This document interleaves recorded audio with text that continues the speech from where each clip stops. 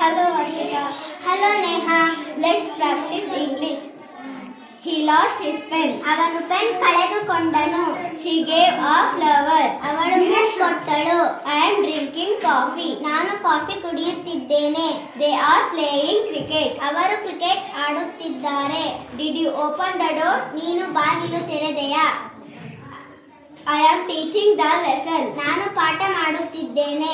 He has finished the work. ಅವನು ಕೆಲಸ ಮುಗಿಸಿದ್ದಾನೆ. She is singing.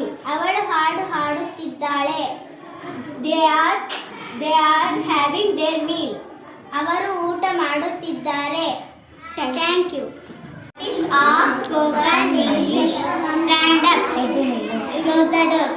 ಬಾಗಿಲು ಮುಚ್ಚು. Open the door. ಬಾಗಿಲು ತೆರೆ. Come to the school. ಶಾಲೆಗೆ ಬಾ. Read the book. ಪುಸ್ತಕ ಓದು. Switch on the light. Light on ಮಾಡು.